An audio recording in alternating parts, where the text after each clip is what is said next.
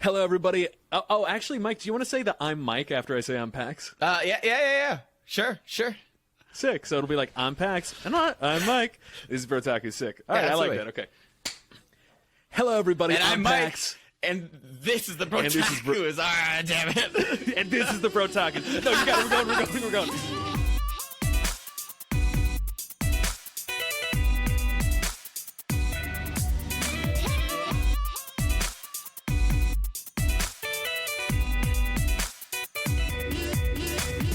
And this is the Brotakus. No, you got it. We're going. And this is Brotakus. Mike is helping out with the intro this week. It's the show where two guys who love anime do a deep dive on what is and isn't worth watching. We believe you do not need a major in anime studies to enjoy this wild, beautiful, strange art form, and we are lucky to have you on this journey with us.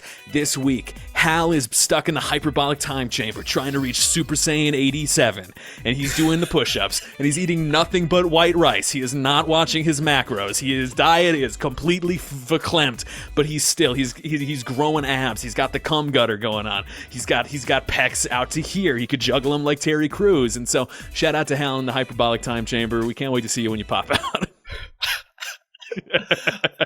I was supposed to follow that, and I can't, but that sounds good. I feel like the cum gutters is just the most important part. I think you got all of that we needed there for what Hal is doing right now. Just training himself away, come back as an even better host than he's ever been before. Hell yeah. And me standing in as the Krillin of the group. Hopefully I don't get one shot by this episode. Yeah. Well, I'm the bald one now, like Krillin, so that's what we're doing. We're bringing that energy today. But today, if our loyal listeners haven't already recognized, we have Mike Flanagan back in the trap today. Mike Flanagan is a Buffalo-based actor, writer. Mike, you sing? I can't. Singer, dancer, poet, lover, Superman, legend, Mike Flanagan. Now, Mike, you've recently started a new Twitch channel that we have got to plug here, right? Could you tell us a little bit about it? Absolutely. So I just started playing games on Twitch. My channel goes by the name of Mish Plays. I call myself Mish. I thought about being Mish for this episode, but you guys don't know who the hell that is. So it's Mish Plays. Hi, everybody. Welcome to Mish Plays Games. Let's play some games. Currently, I've just been playing a bunch of Monster Hunter Rise, and recently I was playing Pokemon Snap, but I just want to hang out on stream, share some games I think are amazing with friends, and just have a good time. I start off every stream with a cup of coffee and just shooting the shit, shooting the breeze, seeing if anybody else wants to shoot the breeze with me. Right now, it's me talking to my cup of coffee, but if you want to stop by and be more than a cup of coffee to me, that'd be fantastic, And when do you normally stream? So my schedule is alternating. I do Tuesdays and Saturdays, every other week. Usually start at 6:00, and I do Thursdays as well every other week. I also have a Facebook page goes by the same name, Mish Plays. And I post a weekly schedule there every Sunday and Monday of the week within that time span. Mm-hmm. Awesome. Fantastic. So everybody support Mike Flanagan, support Mish Plays. This week, we are talking about the first anime that we have had Mike on for. We finally have you on to talk about an anime. Yeah. We wanted to kind of keep the gag going for a while, but I guess it's too late because Mike Flanagan is on this week to talk about Beastars. To talk about Beastars. This has been a heavily requested show to cover from our fans, so we are finally doing it. And we are going to get into why it maybe took us a little bit to cover this later. But first, I kind of just want to say, I guess, a brief thank you to everybody out there, because I want to talk a little bit about what anime means to me. Specifically, the power that it has to just make your goddamn day better, because these last few weeks I am kind of working. I've just had this insane schedule where I am working 8 to 5 every day, and then I get out and I do more work because I'm trying to save up money for a move to New York, and then after that it's podcast work, and it's just been kind of in a depressive haze with COVID going on, and weather very cold and so lonesome. Oh my god, the darkness in my heart. But that all kind of changed last week when I was at a real dark place, and I read and then watched a show called My Husband's Brother. Have you ever heard of this, Mike? I have not. So just watching this made me so emotional.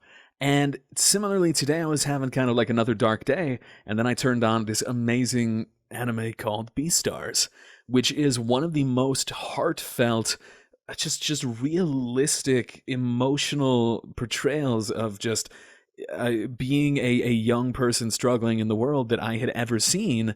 And it totally turned my whole day around. And so, Mike, thank you so much for pitching this as a topic for today, because getting into, one, how anime and manga can have the ability to turn your whole ass day around. Have you ever experienced anything like that, Mike? Has it ever been your solace? Oh, yeah, absolutely. I think the first one that really got me was Your Lie in April. The beautiful, just it sent me into like a week-long tizzy of like writing poetry and thinking the world was beautiful, until I saw like an old man yelling at a kid for trying to pet a cat, and I was just like, the world is dog shit. I think that everyone should die. It was just like the work, because I saw it, because I was just like, oh, the world's wonderful, and then this just like demented old man who definitely didn't have just dementia was just like this angry old fuck yells at this kid for trying to pet this cat too close to his apartment. I was just like, damn it. But yes, before I went on that tangent about darkness, like, yeah. Your Lie in April was one of those things. I also I had to put my cat to sleep around the first season finale for My Hero Academia. So just watching All Might plus Ultra at the end of season 1 was just like, okay, I can do this. If I know these characters aren't real. All Might's cool. Fuck my cat. Yeah, I can. Jesus. kind of. Just I can plus ultra my way through this grief, Yeah, absolutely. I'm so sorry for that dark. No, it's been years now. We're okay. Okay, respect. So anyway, speaking of cats is animals, and animals is beasts, and we's talking about Beastars today. So let's dive into today's subject, Beastars, baby. Oh yeah. So starting off here, I think that I was reticent to dive into Beastars for the same reason that I think most people are, which is that this is a series, a manga and an anime starring anthropomorphic animals, and it's something where I have never had an issue with. This show is very pro furry. If you're in the furry community, it's by and large just fantastic folks in it. Absolutely. But it is something where if you feel like something isn't for you, and knowing anime to generally be just kind of a kinky, overtly sexual hellscape of degeneracy, immediately my mind kind of went to like, I don't know, I'm seeing this anime, or I'm seeing this manga about animals, kind of looks like they're horny for each other. It's probably just going to be some, big dick wolf furkin style nastiness. But Mike, when was the first time you heard about Beastars getting into it? What was your kind of adventure getting into it?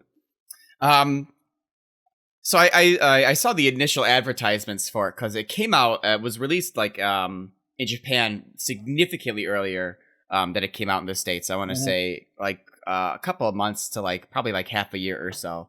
Because season 1 was completely finished by the time it finally came out in the States, and I just saw a bunch of advertisements for it, and just the graphical style of it, though, it just grasped me the way that everything was. And then I just saw a scene with like pants coming off, and like another character like in the kneeling position for the pants coming off, and I'm just like, now I gotta watch this. It's like now, because as soon as you see that, you're like, that one scene informs you like, this is either a make or break. Like they're either being bold because they know it's gonna work, or they're just like, we're gonna throw everything at the wall, and if it goes to shit, it goes to shit. Just that was kind of my initial exposure to it. And the scene that you're talking about, we're definitely going to talk about that because that left an imprint on me. But so in terms of like furry culture, I would say this is very divorced from it. Like I had a lot of furry homies in high school and college, high school especially because I was the head of the GSA, and boy howdy was the furrydom expanding. And with the exception of the one dude I knew who was the son of a tire magnate, if you know Dunn tires, like that, or Big D tires too. He was like the scion of that family, and he was the most insane individual I've ever had contact with, because he'd always come up with a new crazy lie about how like he had triangular bones, and he had like secret like blood cells that allowed him to tap into mild psionic abilities. He's just like a dude where it's like every time he talks, it's exclusively about himself and about a new insane lie. And so he was either talking about his fursuit and like the stuff that he was doing there, or he was talking about how he had the hardest nipples that he had ever come across. And I was like, I kind of love, if he's listening, shout out to you. You know who you are, because you're fucking crazy and I love you, man, but come on. But so most furries that I met are very down to earth, and yet this is something where by and large you hear about Beastars throughout the internet, and most people almost feel a need to kind of like distance themselves, I feel, and be like, oh, but I'm not a furry, but I'm not into that. But this is, I would say, Zootopia is like a big kind of like movie here in the States. This is more mature, and I would even say like less sexual and weird, and just this is adult in a way that Zootopia doesn't even touch. It's just a fantastic damn series about what it is to feel, and it's so good. God, it is. It really is. It's it's not the usual like edgelord moping that you see in most like anime that try to do this, or like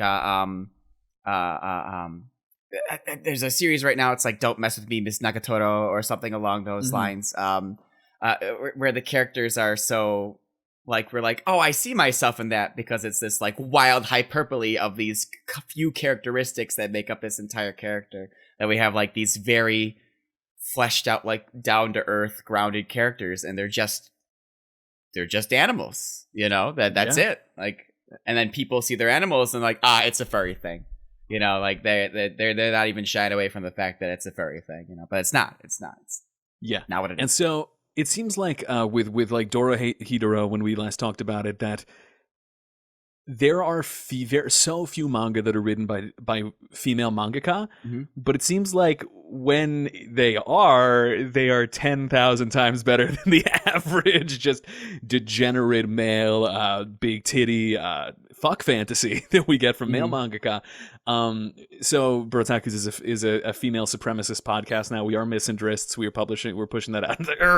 We're putting that out into the world. Put down the men. Fuck them.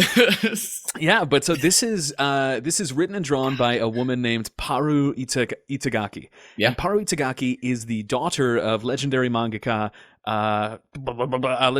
Kaisuke Itagaki, who is the creator of Grappler Baki, which is this like extremely visceral, and it is violent, but it is a kind of one of these prestige manga that have been around for a long time, and I have nothing but good things to say about it. But it was not revealed that she was the daughter of Kaisuke Itagaki until like a couple years after Beastars was released, because they wanted to avoid nepotism. And in fact, she's so hyper secretive that she only makes public appearances while wearing a gigantic rooster mask. Have you seen any of those photos? I have not seen any of them. But it seems like a fantastic ploy to be recognizable, but also like because a lot of celebrities, I wouldn't necessarily say that she reached the level. She might have actually with the great success of Beastars, but a lot of celebrities like either get lost in or revel too much within that. So if she's using that as a way to like separate herself so that she can continue like focusing on her art form and things like that, then like rad, absolutely. Or to keep crazy fans away, because we know that they also exist. And especially in a show like this, that, as we had, like really does kind of speak to the human experience. Probably a good idea. And especially as a female creator too, I think that the story of Haru in this show, and kind of like her fear of living in a male-dominated society, or I guess a predator, a society with a lot of predation in it, is one that I think can be really sympathetic when you think about Paru's. Oh wait, Jesus Christ! Her name is Paru, and the rabbit's name is Haru. Okay, there, we cracked the code. It's her, but she's a bunny. Okay, all right. Big brain. This week's Big Brain Brotaku's moment, brought to you by G Fuel Brain Blast. The one letter difference between the protagonist's name and the mangaka's name. We got it. It's like, wait, oh shit, I'm onto something. Oh my god, I can see it. Call Phoenix Wright. We're putting him out of business. Yeah.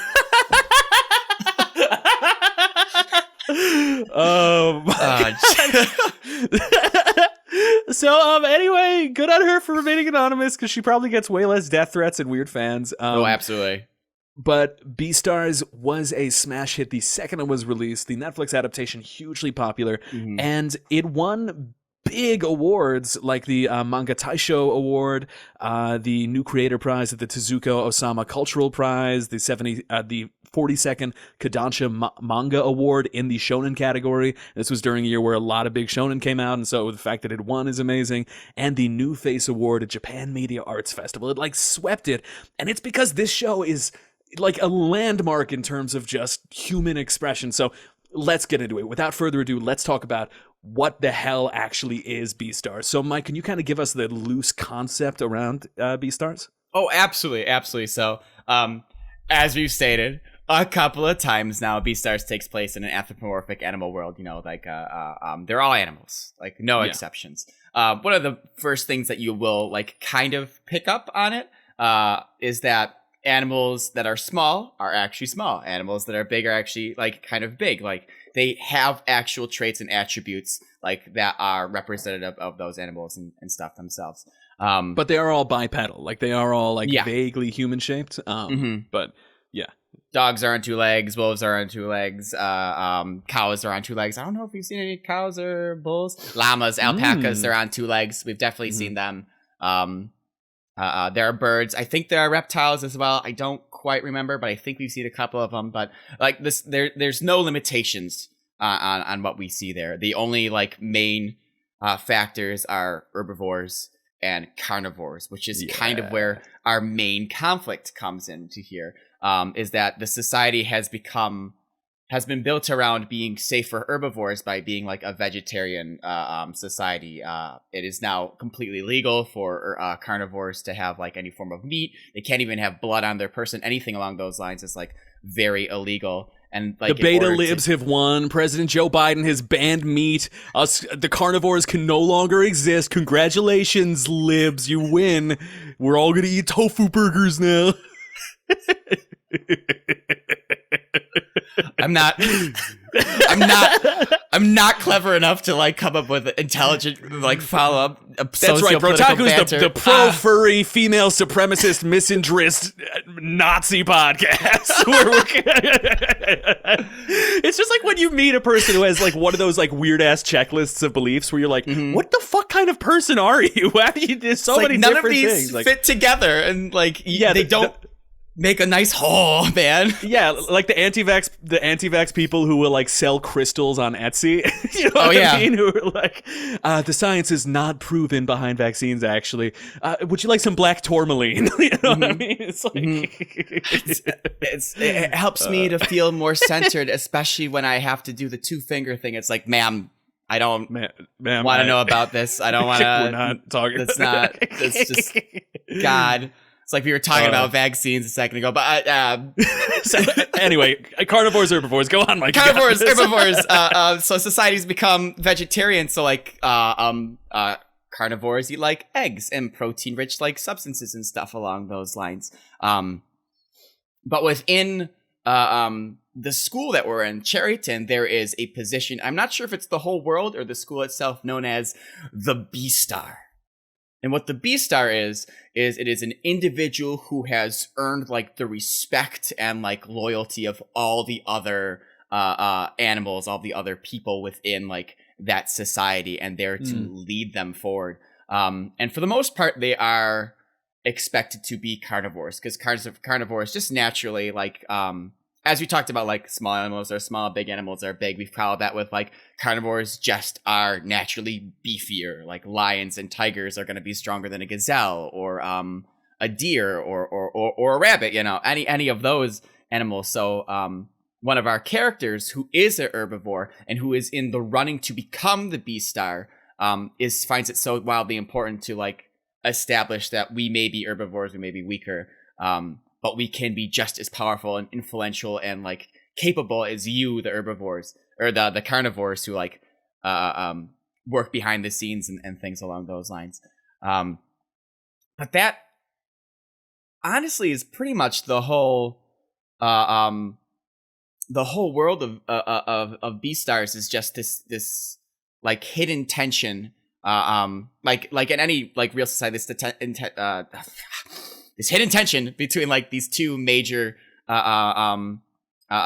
groups, but for Mhm. all intents and purposes, it doesn't ever erupt into herbivores versus carnivores at any point in time. Like, It's a complicated dynamic, and one in which you mentioned that the title of Beastar is not anything like supernatural. It really just is like an ultra class rep, I think, sort of at Cherryton. Very but much. The way in which you picked up on carnivores kind of sometimes being the ones who are more likely to take this title home. The mayor of the city that Cherryton is in is a lion who has actually filed down his canines and fangs in order to just kind of like as a show of like herbivore solidarity. So it's something where everybody is really getting along, but I do right away just kind of, I think it's useful as an allegory to bring up Zootopia, because Zootopia is a huge Disney property, and I know you haven't seen it, Mike, but to kind of like use it as a base for the audience, in Zootopia, that is a world in which they don't really explain where the fuck food comes from, and it's a lot more fantastic and fun. That world, and in that world, the predators are have completely overtaken their urges. It is no longer something that they really grapple with. Like if you come across a fox or a lion or a bear, they're just fine. And the if you are afraid of them, you're racist. Basically, it's something where it's like. If you are afraid of these people, you're just being kind of like an ignorant xenophobe. We have moved past that. And the plot of Zootopia is all about how, oh no, this new person has discovered this like hormone dose where like he can hit somebody with it and it activates all those ancient primal instincts and they do become really violent. And what's happening? And you figure out it's this, whole twisted like plot by an herbivore person to kind of, establish a new racial hierarchy and some shit. It's so interesting that when you take anything and you boil it down to its base aspects, you could just go, "Oh, that's definitely an anime, but Disney got it first." So that's just what spoilers, but that's the plot to Brand New Animal too. It's almost exactly beat for beat the plot for Brand New Animal. So spoilers if you want to go watch Brand New Animal, but it's a Studio Trigger anime, and they all have like the same plot, kind of. Yeah, which is sad, but but so Beastars is so much more complicated and meaty, pun intended, than that, because these carnivores have not at all overcome their genetics in some way. And it is not framed as like a big race thing. It just really is like, hey, half of the population deals with these just like really powerful urges to consume the other half of the population. And it's on them to kind of fight that battle to ignore that. And it leads to some types of racial, I guess, separation in the city, but it's not so extreme. It really is kind of more a meditation on urges and things like that. So Mike, can you kind of introduce us to our main players here in Beastars? Like, who are the main homies? Yeah, absolutely. So our number one, our protagonist for the series is Legoshi. He is a gray wolf, a male gray wolf at the age of 17. He's very tall, very soft-spoken, very quiet, and he is a backstage member of the drama club. Hell yeah, stage crew. And that's one of my favorite things about this show is that most of these characters that we meet are in the drama club.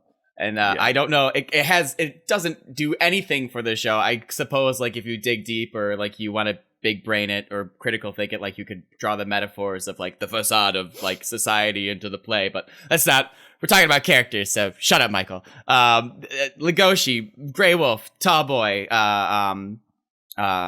is part of the drama club, and he's obviously a predator. Then we have Haru, the small white dwarf rabbit, who was the only member, as a matter of fact, of Cherryton's gardening club. She is strong-willed, but a dwarf rabbit, one of the, as she and many others state, one of the weakest rabbits in the entire species. And she is often seen as a slut, as just being this loose, wild woman, which, as we know from initial like character introductions, is not what it appears to be. And then we have the majestic, the overconfident, the wildly cocky, but oh so goddamn charming Lewis, the red deer. Lewis, the red deer, is in line to be the Beastar. And when we first really see him, there's a scuffle, and there's a scuffle in the cafeteria, and claws are coming out, and they're ready these two carnivores are ready to go after each other. And I don't remember exactly what he does, but Lewis comes in, and I think he just bitch slaps the guy. And he's like, "What's wrong with you?" It was like, "You need to rely on your claws to have strength." He's like, "Strength is of character, of heart." And the entirety of the lunchroom is just like the sheer power and like commanding presence of this man. And so like, while we have Legoshi as a protagonist, we kind of see him as like initially we see him as like the typical like ho-hum, kind of in the shadows, kind of hidden, like subdued protagonist. And Lewis comes out, and I feel like, and you can help me if you feel this is right, Pax. He kind of just doesn't fit into any mold when he comes out. Which he might, but it doesn't feel I agree, and I think that why these characters don't fit into molds is because they're just some of the most well fleshed out, complicated characters that exist here. Because in this dynamic of Haru, Legoshi, and Lewis, there is a ton of like amazing side characters that come in here that we just don't want to bring up to like confuse people. Some of them might come up, but each one of them represents something so complicated and human that it is really hard to say that they fit into a box. Because Legoshi is not the typical, even dour romance protagonist that you'd find in like a shoujo manga. Even though he is ostensibly our protagonist, he is so socially awkward, has such little reason to be, but he's essentially someone who's like so conscious of his own like strength and height and space that he takes up, and idea that people could be seeing him as predatory, that he is just extremely quiet and extremely anxious. He's constantly in his own head through these gorgeous, really complicated inner monologues that we see, where he finds himself like just unable to speak a lot of the time in a way that does not take any shortcuts. I think that so many anime take huge shortcuts to kind of portray characters like this. And same thing with Lewis, where he is a deer who's, you know, the head actor of the drama club, and, you know, he's got the big eyes, and all the people are like, "Oh, Lewis, he's so amazing." But he's someone where he's dealing with the fact that he is inherently fragile. He is not a carnivore. He is not a predator. And he is someone who wants to take up a position of leadership and feels like he needs to be more than he is at such a young age. And it all comes onto him so much. And I think that a huge thing that Beastars has in its corner is it doesn't rely on the typical anime hyper-expressionism of the multicolored like hair and the stock character archetypes, because it has these really gorgeously rendered animal characters. And because of that, I think it lets you reset some of your expectations and take them to be so much more than they are. But yeah, absolutely. I like that you brought that up, because if another gray wolf walked by, it could look exactly the same as Legoshi. Legoshi is literally a gray wolf with a white underbelly. Haru is a fully white rabbit. They wear normal school clothes. Lewis is just a deer. Or Lewis. I feel Ruiz. Like Ruiz. that might be how they say it in the anime. I feel like it is. He's just like, if any of these, if another species or another character of the same species were to come by, you wouldn't be able to really discern them at all, except for like small features. Like there is another gray fox introduced, and she's a female, and she's got slightly like browner, pinker fur at the top half of her body. I mean, I think that, to make it clear, there are pretty identifiable different character things. Absolutely. Like, even though they are broke down by species, but I think you're making a good point in kind of the way that all these things are introduced. And I think that just to kind of hook everybody, can we talk about like the first two episodes, the general plot structure of like, well, what's going on with these characters? Oh, hell yes, we can. Hell absolutely. Yeah. So episode 1 is actually introduced with a young, what is it, a sheep or a llama? He's a llama or an alpaca, one of those two.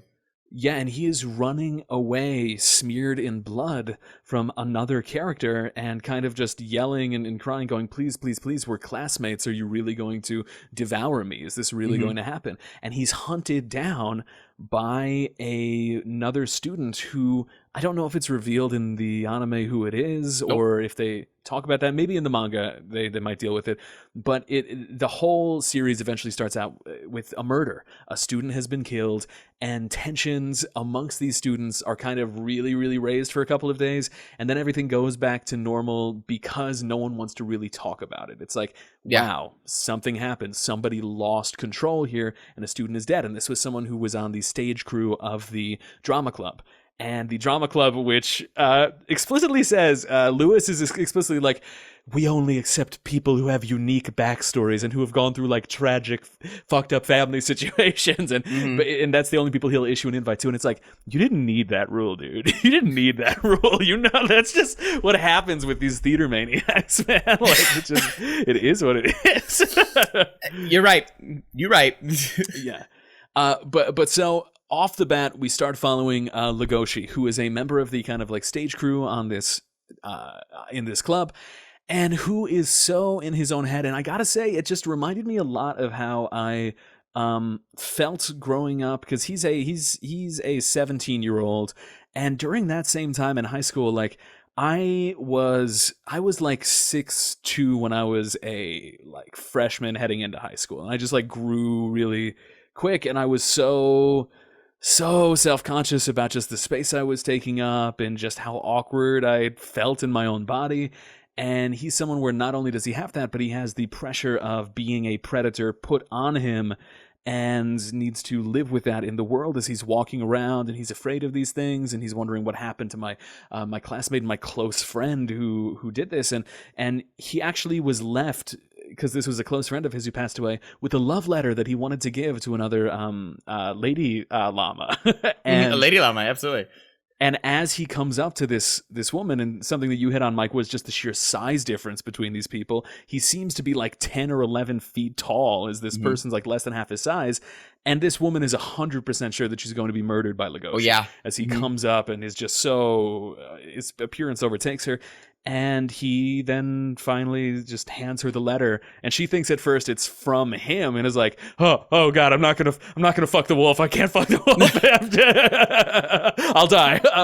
But then he explains, like, this is from the name of the student who passed away, and I think it's like Temu or something like that, and your expectations are kind of reset, but then very quickly they are brought down to earth again, because as he is walking across campus, Legoshi is hit by the scent of something that is, it's portrayed as this kind of like pink cloud of just like pheromonic, almost like who's the Poison Ivy, like how Poison Ivy and Batman will send out like the clouds of like romantic pheromones, just something that like takes hold of him and flows into his brain and sinuses and just possesses him, and he goes full fucking sicko mode. And he just barrels towards the source of this, which is this small dwarf white rabbit who is like a third of his size, Haru. And what happens, Mike? So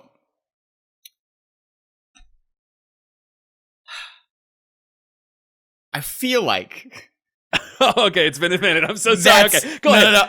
I feel like that's episode 2. Oh, I think this is the end of episode 1 where he tackles her. Is it? But, is it the end of that he okay. So the end of episode 1, he goes to her, he tackles her, they tumble on the ground, they roll around like in this nice cannonball shape, and he ends, and he's got his pupils are constricted, his breathing is labored, his arms wrapped tightly around her, and his claws have come out and they dug into one of her arms, and the blood starts leaking out of her. And these pink pheromones that Pax hit on a second ago become this voice, almost this kind of demonic possessive figure, and they speak to him about how, just do it, it's in your nature, it's who you are. Eat this bitch, man. Exactly. Eat this fucking rabbit.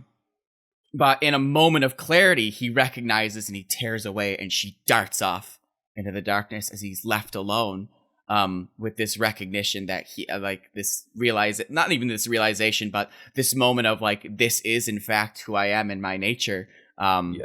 And like, even though like I have been in control and I've done all of these things that we see throughout the rest of the discourse of the show, to make myself less of that predator still has a very powerful, very real hold of me as a person. Yeah. Which is go ahead. Oh, it's even scarier because what gets him to tear away is the fact that a friend of his approaches from behind and calls out his name, because he this whole time was like guarding the rehearsal area for some people who were preparing for performance, and only that thing kind of shocked him out of this, and he's kind of left with this sense of like, would I have seriously done this?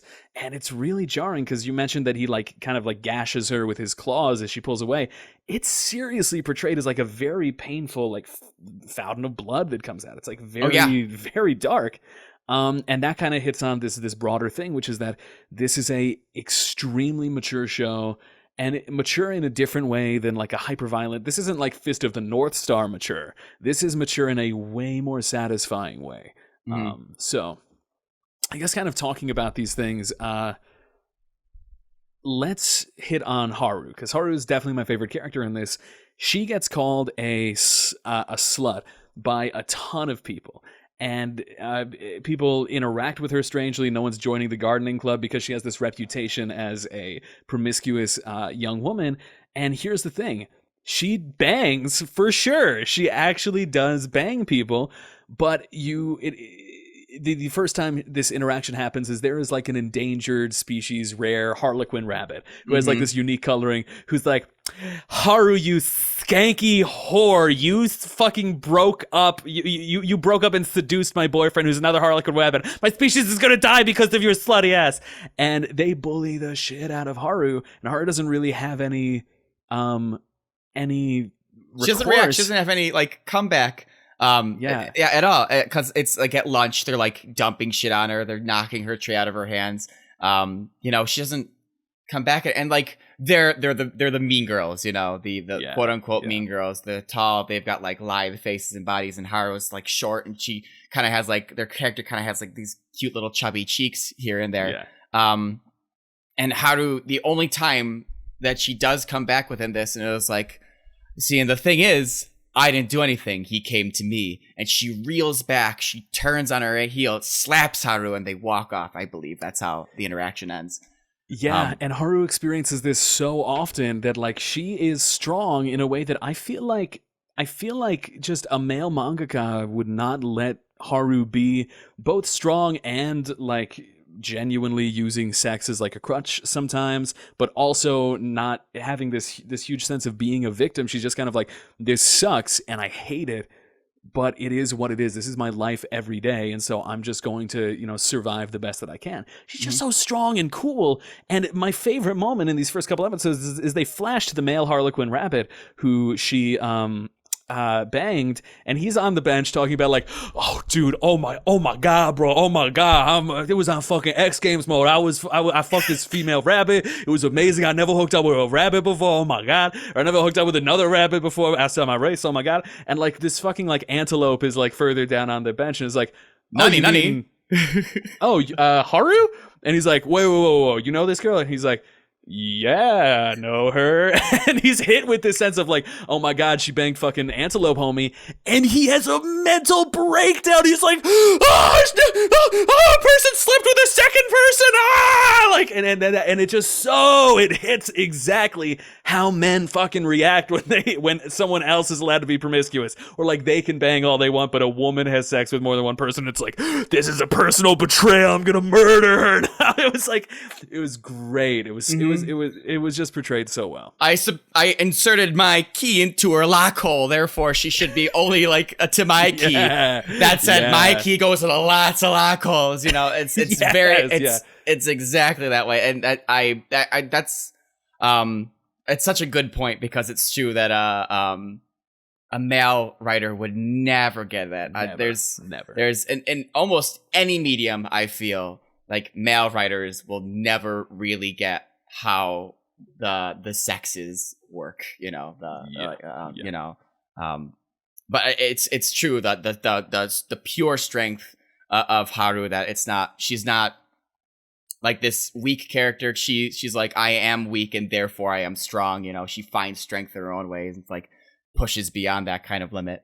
And so because Haru is best girl, is best bun, let's you mentioned the pants thing earlier. So so he goes to visit the gardening club, or Legoshi goes to visit the gardening club. Yep. Can you lay out that scene for us? So they need flowers for, I believe it's a scene, or they're doing an event. I'm not sure. The drama club is, and Legoshi is a predator, so he is strong and tough. And so there is I believe it is a goat.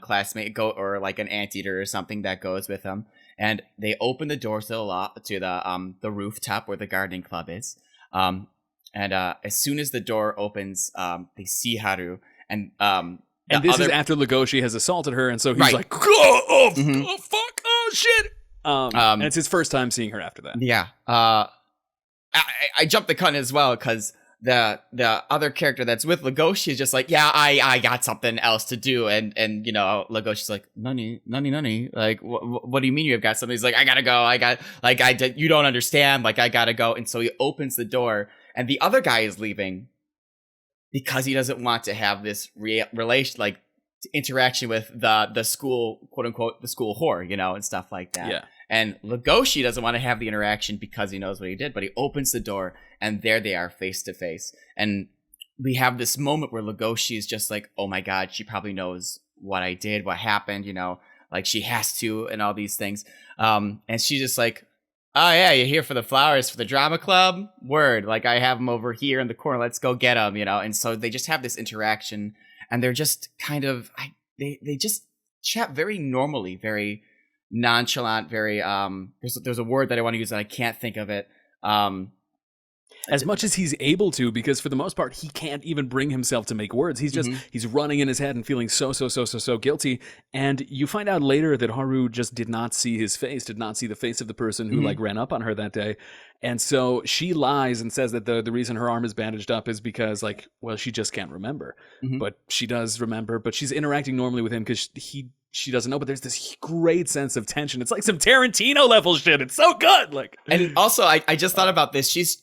She keeps talking because in the end she's dealt with this before, with guys coming up, not knowing what to say, her making conversation and ending where this ends. So they get the flowers together, they get everything together to go, and they end in the gardening shack. And there's like is there a bed in there? I think there's a little like little bed in there and stuff like that. And he's trying to like get ready to be like, yeah, I'm gonna go and stuff like that. But again, he can't bring himself to say the words, because she's talking to him and is like, hey, yeah, so what's up? What's going on now? Or she's trying to make small talk, and like literally he's so paralyzed, and you hear his internal monologue, and it's written so well. It's so relatable. It immediately brings me to every time I've been searching for a word to say, and it feels like 10 minutes in my mind, but maybe a few seconds have passed in real life. It's excruciating and so complicated. And the whole time she's thinking like, okay, seems like a pretty normal guy. But then eventually a thing washes over her face as he's still having his anxiety thing. Something starts happening with her. Oh yeah, the good old fashioned. Her head cocks to the side, her hands go to her waist, like, he's here for that, isn't he? And she just goes, okay, I've never done it with a carnivore before, and she starts reaching over to him, and she slowly, I don't know, I think she starts taking her clothes off. And like, meanwhile, it's this great split screen animated thing of like half of it is just him having his panic attack and like in his own head, while he's not even noticing that she's stripping on the other half. And then he finally does notice. He's like, oh, and she's already upon him. Like, she's not taking prisoners because she's done this before. This isn't, we're not gonna prance around like what's going on. She starts taking off his shirt, unbuttoning his shirt, seeing like his fur, and she starts unbuttoning his pants, and she goes, oh, it's white all the way down here. It's so soft and like, and she's like running her hands on his stomach and like, and he's having that moment of like, oh my God, what's happening? That moment, like the anxiety that he's feeling now with this this circumstance, this situation, that how the hell could this happen with this girl that he attacked just a night before? Yeah. You know, all of these things coming together. You know, we think in that moment, like, he's going to be so paralyzed with fear, he'll never be able to escape.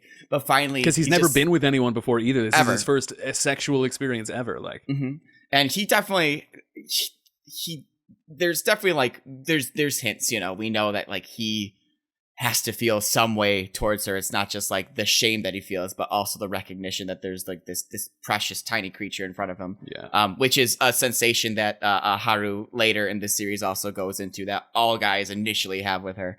But he eventually breaks out of it, pulls his pants back up, and just apologizes profusely. And trying to go out the door, he turns around to get out, because it's just, again, he's just kind of like muttering and mumbling. And I think this is like a really cute feature. He closes the door on his tail. Yeah. It poofs up and he goes, "Yarp!" And he walks away, and she just sits. And at this point, he's already draped a blanket around her, and he's like, "I'm so sorry. Goodbye. Okay, you're bye. right. Put clothes. Okay, You're right. Yeah.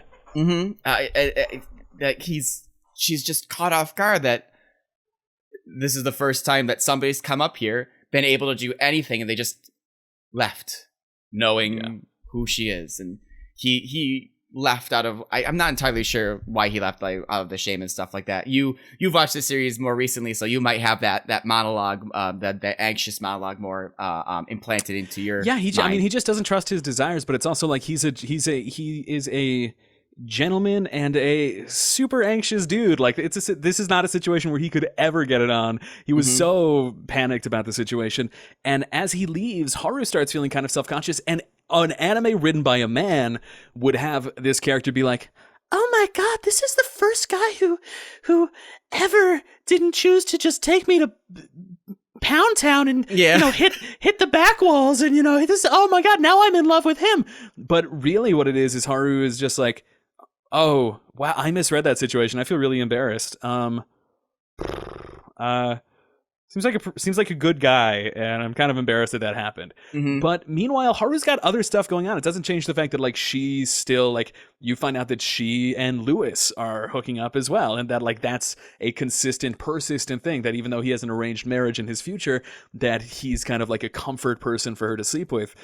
Boy, if that isn't a relatable experience, just trying to find solace in some small way. But so then this series just expands in this gorgeous way. And so as we kind of like take it back out and go up, there's just these great lines that get laid that are complicated. And Lewis, as he hears something about Haru later, or he's just alone on a bench, and he goes, "So she's called a slut, but you can't really describe her in one word." And it's just such a great moment of like, yeah, there's nothing wrong with being with like wanting to bang like everybody does here in like high school, but it's also like she's just so complicated, you can't really put all that on her in one way. And Haru has this moment later, Haru, who at some points is called Hal, just with the kind of like pronunciation, and so shout out Hal, you're a hot bunny as well, where she goes, "Males look at this face and think I want to protect her or I want to be with her. And when they find out that's not who I am, they mess around for a while and then leave." And my God, it's just like the universal mistreatment of women is so like apparent in the show. So it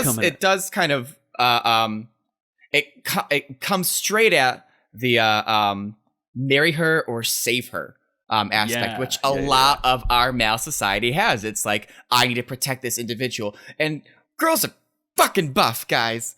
Like, leave them alone. They can do it. Like, it's all the time. Because I used to be, I was like this way all the way up until like my sophomore year of college. So I was just like, you're an idiot. Like, girls can take care of themselves. They don't need you to save them, you know? And Haru is a perfect example of that, because not only is she a girl, but she is, again, often described like as like a herbivore of her size. You know, she's not like tiny like the mouse people. She's still like somewhat, she's like a larger herbivore. She's one of the weakest ones out there because she's a dwarf rabbit, you know. But she is strong. She can take care of herself. She will fight for herself. And if at any point she should choose to die, she will die on her own terms, things along those lines, which is like a dark statement, but it's a very real statement within this world that is created. So tackling she doesn't need to be saved. She doesn't need to be made into a wife. She doesn't require these things. These are things that men think that they are owed by the women that they get with. And then that's out of this wonderful show that is often written off as a furry anime. Yeah. And what you're portraying so well here, Mike, is the complicated nature of the fact that some Western shows are just so we're really big on moralizing here, and it's something where our shows are generally more politically blunt in a way that I think sometimes ignores some of the cool nuances of human nature, for a good reason, because America is this great gigantic melting pot. We are in charge of the greatest force of imperial weaponry and abuse in the history of Earth. We've been responsible for multiple genocides and colonial atrocities. We are a society that still deals with hate crimes in a huge way and is very culturally heterogeneous. We have a lot of things going on. And so very often in our shows, maybe for a good reason, we spend a lot of time talking and lecturing, and if we want to make a point, like if Brooklyn Nine-Nine wants to make a point about how like you should respect women, then they'll have a character like Rosa, who is just the kind of like, I don't need no man, cool bisexual badass woman type. But Beastars kind of hits upon the complications of human nature in a more genuine way, because it's something where it's like, yes, I don't need no man, but I'm a person. Sometimes I want a man. And also I am more fragile and it's complicated. But this is a world with a ton of fragility, and we all need to live with the sense that we might be eaten by a predator any day while we're coexisting with predators. And this is just a flawed, scary, fucked up, tragic, horrendous, deep human existence to be in. And so let's just figure out how we best get by day to day. And like, something I need to hit on is this show is so not horny. It is so not horny. Like, even Zootopia is more horny than this. Like, it's something where the show is just fucking real, and it is not at all a furry porn cartoon. It's something that is just a slice of life, sort of drama that happens to use animals as the way of portraying these things, so that we can think a little bit less about ourselves and more about what it is to be. You know, and that's a great way that they lean on this. But yeah, my God, I don't know, Mike. Some of these big themes, where does it hit best for you? So I've been thinking about this a lot within the first two episodes. So I was talking about the lunchroom scene earlier, and I forgot that one of the reason that Lewis appears is because Legoshi tells these two carnivores to knock it off, to cut this shit out. And they're gonna go after Legoshi, and then Lewis steps in to push him away. And so eventually they have this 1-on-1, and Lewis goes to Legoshi and he goes, "I hate anyone and everyone who is like you.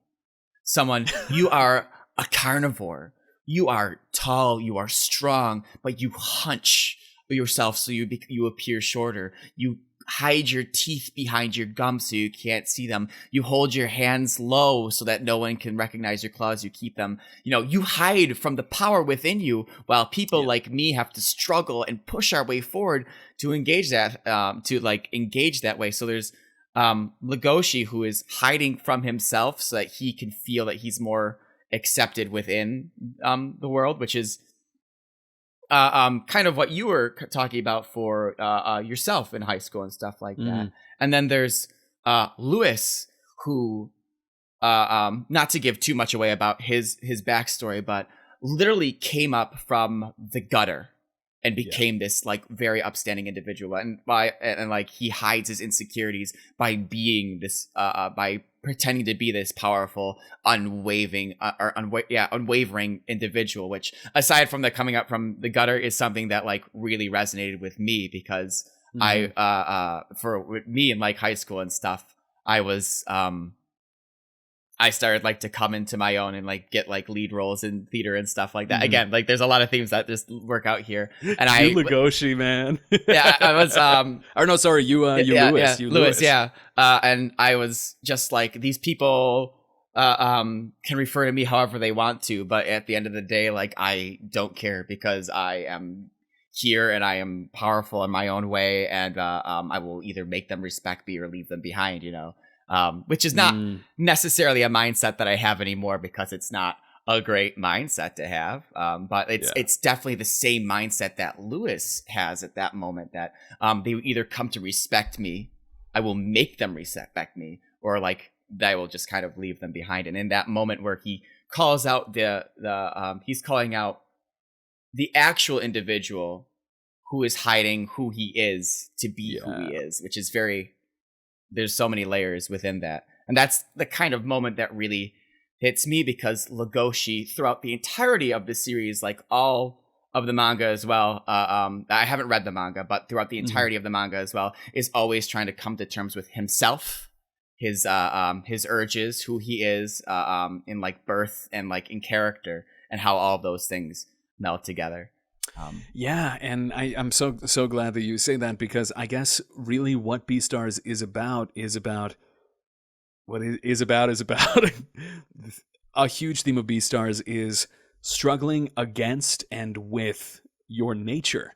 And that's been a huge part of me, especially in theater too. I think of that a lot, how as I saw myself taking on traits that like my father used to have, my father who I had such a bad history with, and I started seeing aspects of him like even reflected in my face, I felt very insecure and mortified. I felt like I was turning into a monster, Tokyo Ghoul style.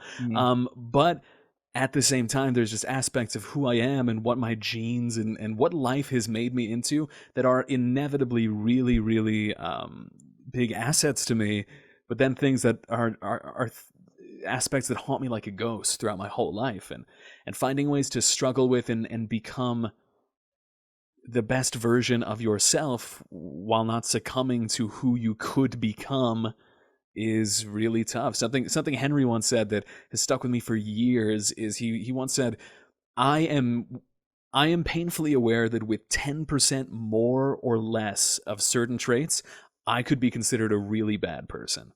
And that's something that just like it hit me so deep, because I'm like, sometimes it really does feel that slight. You know what I mean?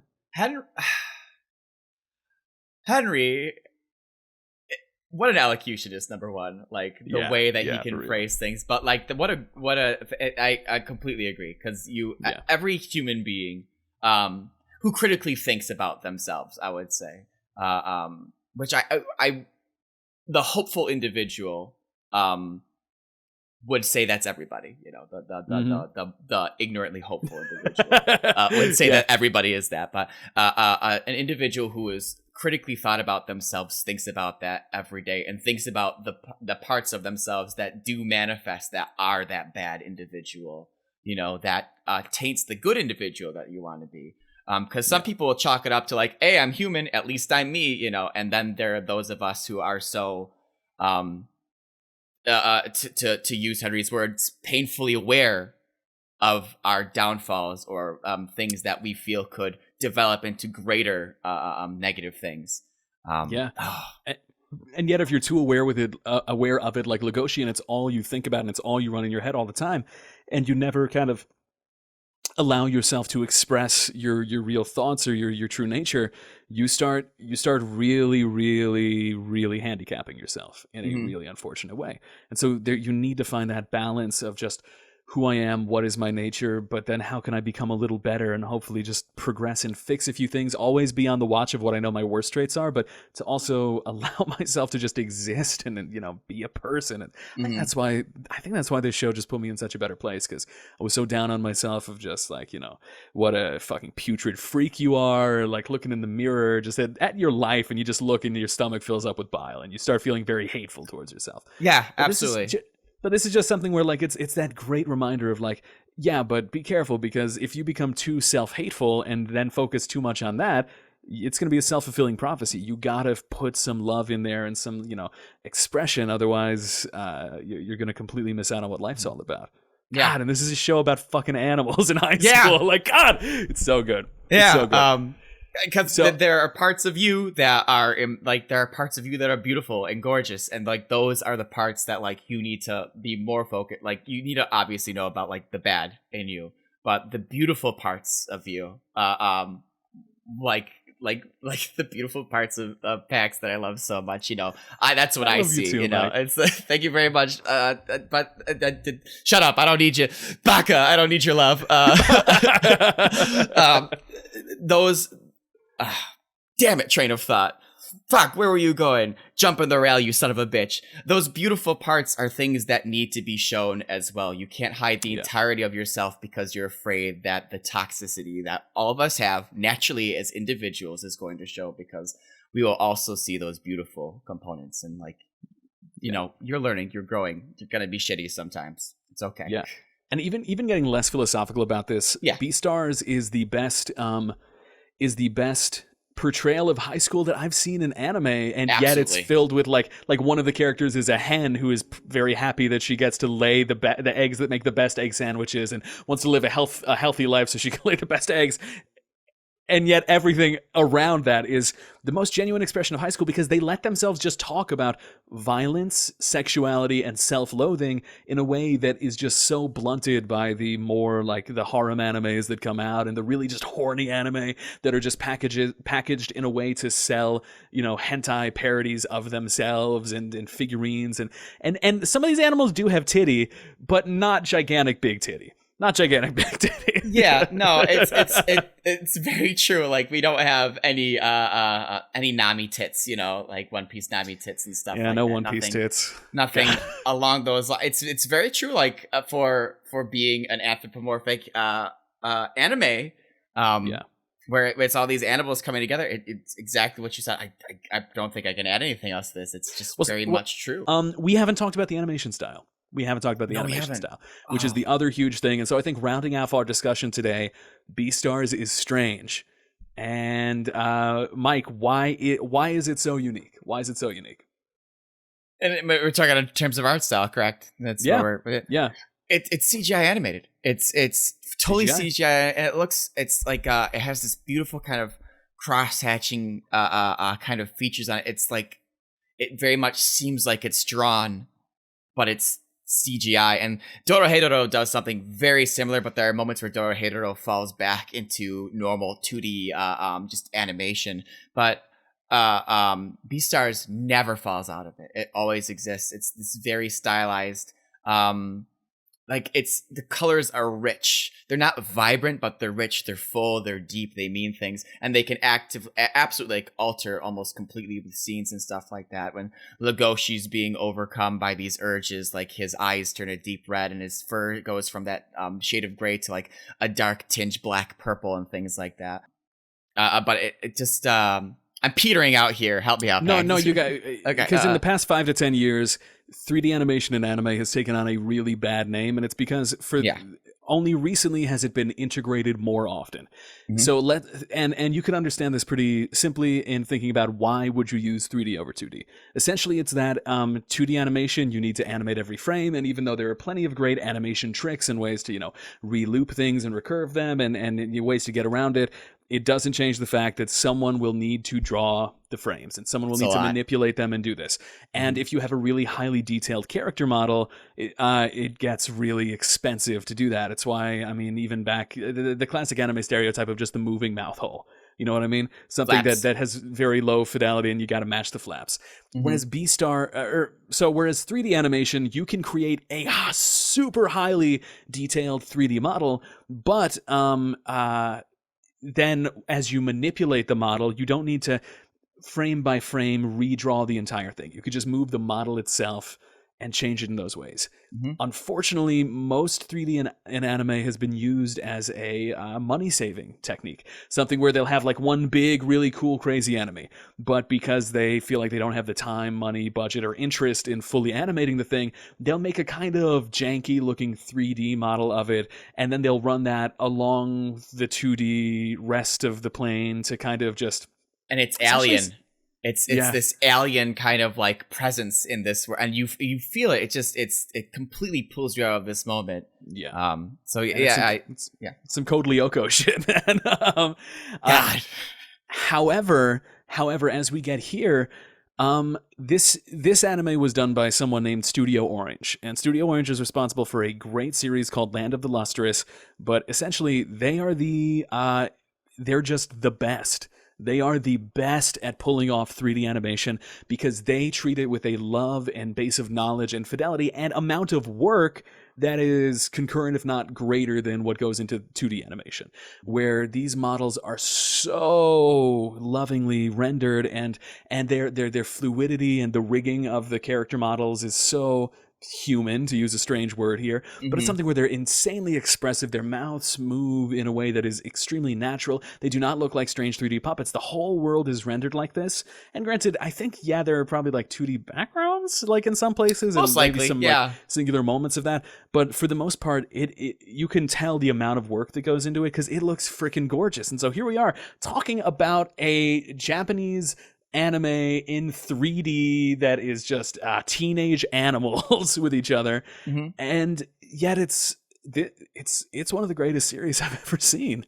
It's really, really devastatingly human in a way that maybe only animals could be. I came into this thinking it would be so horny and weird and uncomfortable to watch, and that was complete prejudice on my part, and I should not have thought that, because this is the fact that they are animals is completely to their service. It's not something you ever need to make yourself like stop noticing or overlook. It's something where immediately it makes sense why they're doing this. It's so freaking good. We love Beastars, man. I do.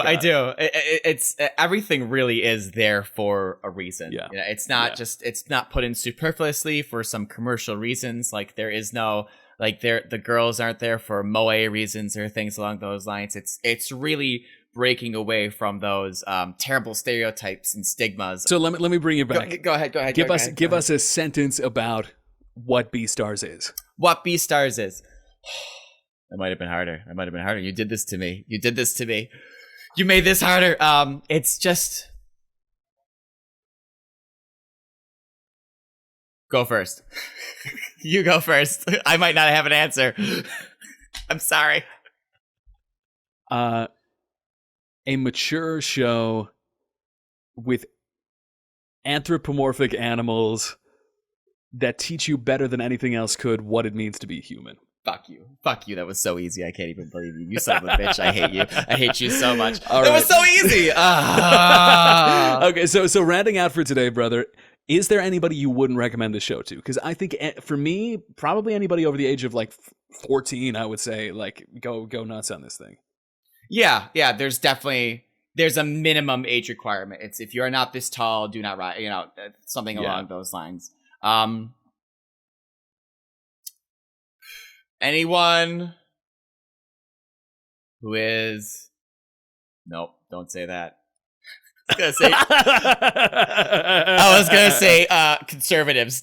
Don't let them see this show because they'll just be like, it's just for sex and gays and furries, and because they won't want to see past it into what it truly is. No, or better yet, it'll make them gay furries. Maybe that's why they should watch it. It'll awaken the truth within them. You know, nobody should not watch Beastars. Nobody should not watch Beastars. Beastars is, and even if you don't experience it in the same like philosophical, like maybe a little too far deep level that we went into it and how it touched and went into us, like it's just wonderful. It's just a wonderful series, and you should watch it. You should stop everything right now and watch it because season 2 is well on its way, and you should watch it. It's out already in Japan, but it'll be here in the US, I believe, in July. It is like when you'll see it on your Netflix queue. That's so far away. I know, you could always pirate it. But that said, yes, watch Beastars. Great show. And with that said, I don't think that there's really anything else to talk about this, because even if you don't fuck with the themes, the characters are just so damn compelling that it's just a fun show to watch. You want to know what's going to happen. You want to see how it's going to end up. Fantastic and firm Brotakus recommend. But with that said today, Mike, thank you so much for coming on today, brother. This was such a good time getting to talk about this just fuzzy shit with you, man. Thank you so much for having me. It was an absolute blast. I hope that Hal is back because I I don't want to be the anchor anymore. Like, this is a lot of stress. You guys are tough as shit right now. Like, holy, I'm a brilliant guest. Thank you so much. You're a brilliant guest. You ran the marathon. You've made it to the other side, and this was a great time. This has been a great time talking with you. But with that said, everyone, please check out Mike at Mish Plays. Please look up his page on Facebook. Figure out those streaming times, because Mike is just a funny, chilled, great, down to earth, just one of the best people I've met in my life. I love you, Mike. You're like really legitimately one of the most special, kind, funny people that I've ever met. So thanks for being my homie. Thanks for coming on Brotakus today. Absolutely. It's a pleasure. And with that said, everybody out there, please give us that 5 stars on Apple Podcast. Please check out Brotakus on YouTube. Leave a like, comment, and subscribe if you so desire. And thank you all so much for listening. It really does make a difference, all the support you give out. Every review counts. I will make sure to give you a shout out on the air to show our appreciation. And with that said, I am Pax. This has been Mike at Mish Plays. And this week, we're the Brotakus. See you guys next week. Big love, y'all.